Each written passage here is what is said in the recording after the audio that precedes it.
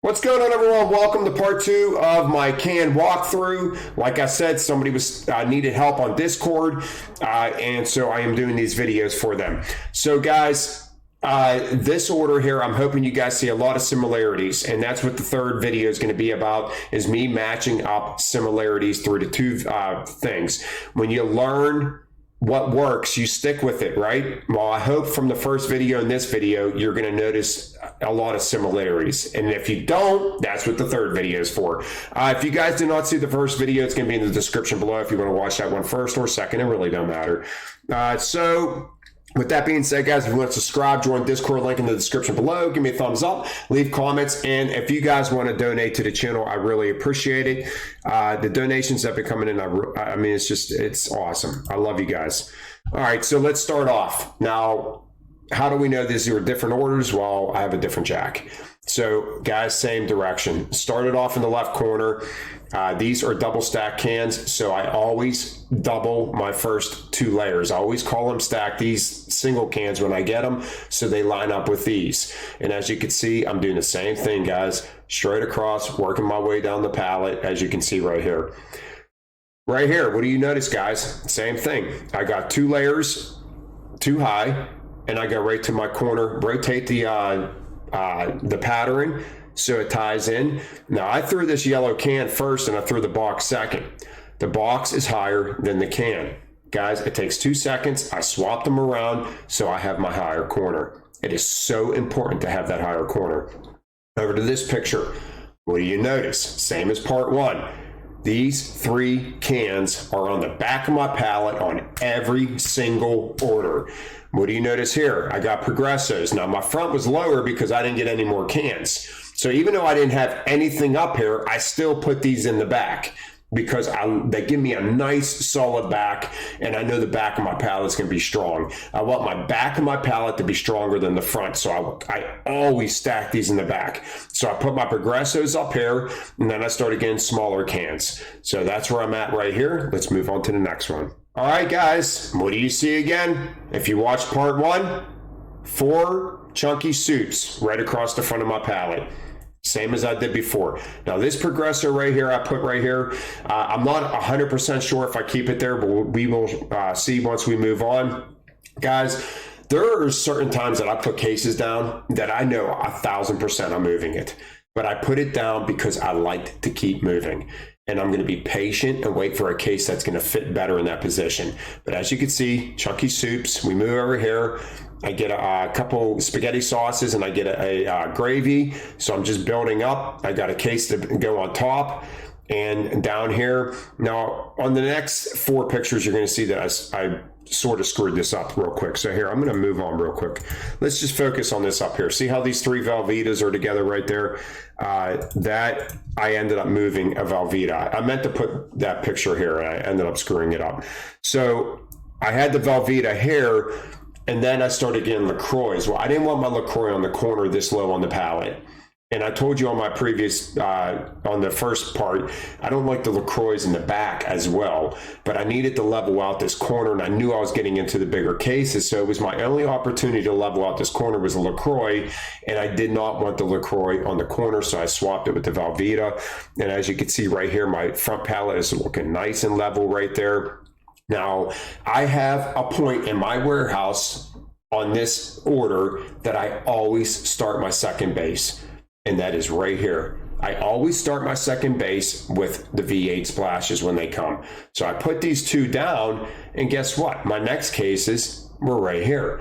I ended up getting a lot of Arizona teas. So you touch once mentality, guys, would have built around these V8 splashes. Not me. I'll take the freaking 10 seconds to take these V8 splashes and throw them on top of my spaghetti sauces right up here. So I have a nice level base with all these Arizona teas I'm getting. Guys, remember, you do not know what's coming up in your order.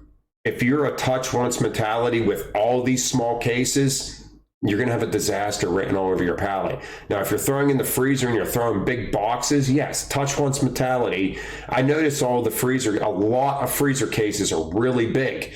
So you can have that in different parts, like different sections of the warehouse, but not in like produce. produce, you could have a touch once mentality because you got big boxes and you're just, you really can't go wrong by moving it, doing that. But when you have maybe dairy, a little bit, and this stuff, when you have a lot of different size cases mixed matched and nothing lines up, that touch once mentality is going to give you a lot of problems. All right, guys, so on to those pictures I was looking at. We looked at this right here because this was supposed to be before the other pictures, and I apologize for that. So let's skip that picture and let's move on to this picture. You can see on top of the Velveeta right here and my LaCroix, I am building up. I'm getting that nice solid base. And even though, look, we got a nice little tie-in right here. Even though it's minute, it's just coming onto the Velveeta shells in the middle. It's still a tie-in. Back here, I'm just starting to form my second layer and I'm trying to make things work. Now I threw this down here. You watched my video, my part 1, I showed you a little trick.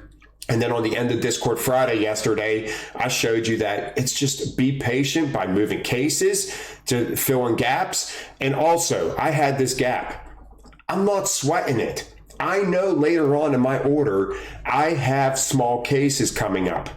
So I will take a mental note of this gap right here, and I'm just going to leave it alone. And I guarantee, like, even if I got a case that fit in there, but it wasn't exact, I don't care because look, I got a nice bridge right here that's taking the pressure off of this case of falling into this. But this case is lighter than this case. Guys, there is a lot into building these pallets, but then I end up getting a Sunny Delight, one of the small Sunny Delights that actually fit perfect in there, and this case is actually now resting on it. Sometimes things work to the T, and sometimes things will be a little smaller, but it's still not going to hurt anything. Don't force cases in places they do not fit. All right, guys, now we are higher up the pallet. Top corner here, I got a nice thing. So we got a slight lean coming in, but it's always okay if you got the lean coming in. You never want the lean going towards the outside of the pallet. And I'm just starting to form this front pallet up. And as you can see right here, these Velveetas are actually underneath the applesauce and the waters and everything. So this is actually higher up the front pallet. And then the back pallet, guys, look at this nice tie-in.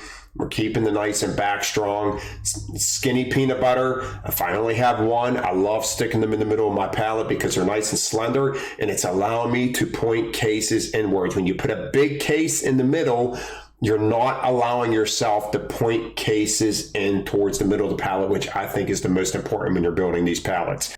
Now down here, I don't like this. I am not a fan of having two little layers like this. But once again, I am building around it. I'm not forcing cases in there just so I can say I have a case in there. Things don't always work out to the way I want them. This is, I dread when I see this. So I actually lucked out with the coffees, the Dunkin' and the Keurig, that it actually fit in here, had enough of this case to rest on, and it was squeezed in there where it wasn't going to hurt. You know, these light cases aren't going to push this V8 over, and it's not going to push half of my pallet over. So I know when I wedge these in here, they're not going anywhere. But guys, Fruit Barrels Huggies, I always pick the middle of the pallet for them unless I have an astronomical amount. Slippery case, stick them in the middle. Up here again, slender case in the middle. You know, just the basics, guys. I stick with the basics. All right, so we're going to look at this one right here. And as you can see on top of those two coffees, I put two skinny cases right there.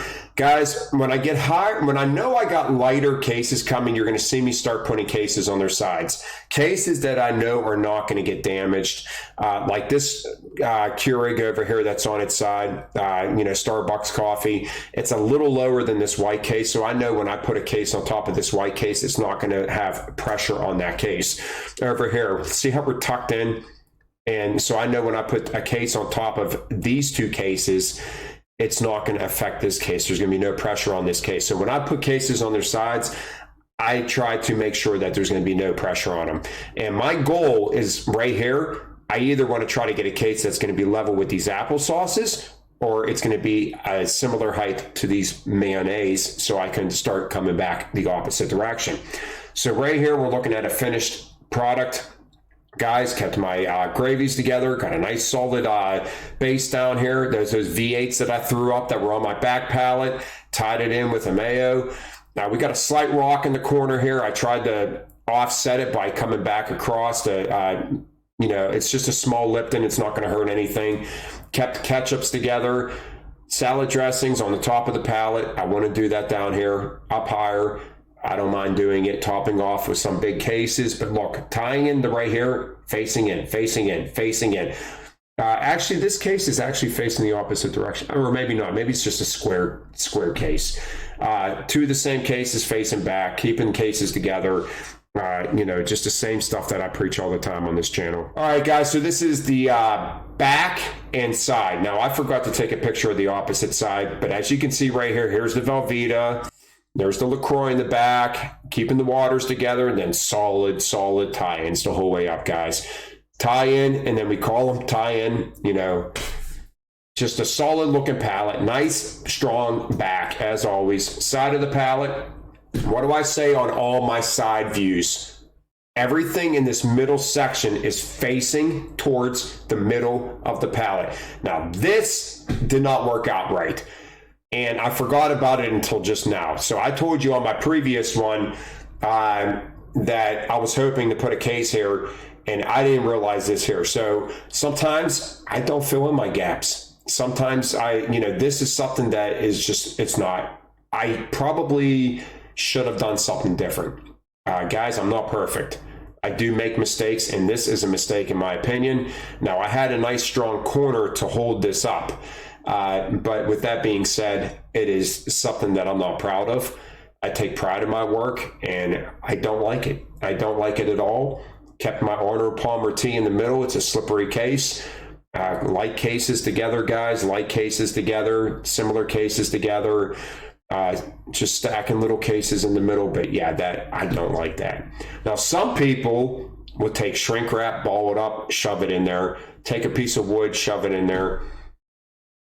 Shrink wrap, I don't think you're going to have a problem with. Don't put wood on there because wood could puncture a lid or puncture something.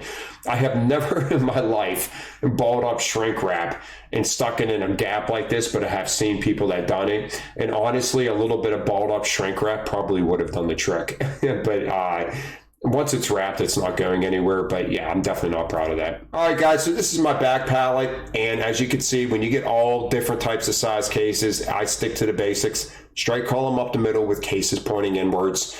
That is how I build. On the side here, what do you see, guys? Everything pointing towards the middle. Nothing is running like this. When you run cases like this, you're screwing up your inside.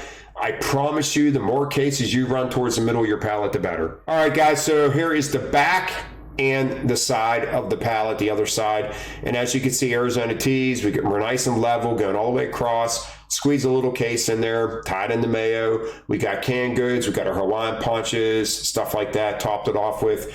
Side of the pallet, once again, guys, everything in this middle section is facing towards the middle. Just perfect. I love this. I only had that one thing that I did not like out of this order. That one part I did not like. Other than that, everything turned out just the way I wanted it to. All right, guys, that's it for today. That's part 2. Part 3, I'm going to take pictures from each video and compare them together to show you the similarities between the two.